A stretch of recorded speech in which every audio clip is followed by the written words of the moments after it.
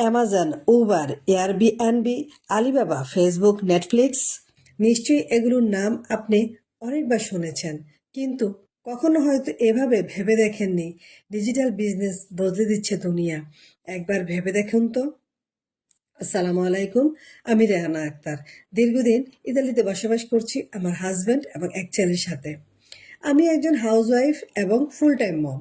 বর্তমানে আমি ইতালি থেকে খুবই সাকসেসফুলি ভাবে একটি ডিজিটাল মার্কেটিং বিজনেস করছি এবং পাশাপাশি আমি একজন গ্লোবাল বিজনেস মেন্টর।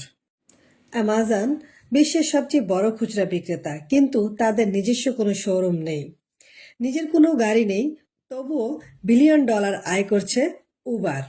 এয়ারবিএনবি, তাদের নিজস্ব কোনো সম্পত্তি বা আবাসন ব্যবস্থা নেই, তবুও বিলিয়ন বিলিয়ন ডলার আয় করছেন।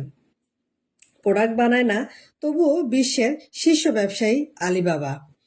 কোনো কন্টেন্ট বানায় না, সবচেয়ে বড় সামাজিক যোগাযোগ মাধ্যম হচ্ছে ফেসবুক, তবুও কোটি কোটি মানুষ ব্যবহার করছে।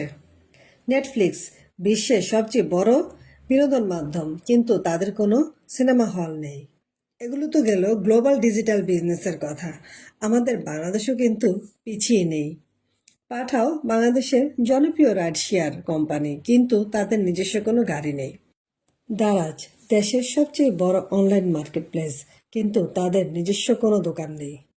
সো সরল সূত্র হচ্ছে তাহলে কি? ডিজিটাল বিজনেস মানেই সীমাহীন সম্ভাবনা। আর আজকের যুগে ডিজিটাল ব্যবসা মানেই কম খরচে শুরু, নিজের প্রোডাক্ট ছাড়াই আয়, ঘরে বসে কাজ, সময়ের স্বাধীনতা। It's global. আমি নিজেই করছি এমন একটি স্মার্ট সিস্টেম ভিত্তিক ডিজিটাল ব্যবসা। আয় আসে সিস্টেম থেকে, আমি পাই ফ্রিডম এবং ফ্লেক্সিবিলিটি। ভবিষ্যৎ তাদের, যারা ডিজিটাল প্ল্যাটফর্মকে দক্ষভাবে কাজে লাগাতে জানে, সম্পদের মালিক হওয়ার চেয়ে। ডিজিটাল মার্কেটিংও ঠিক তাই।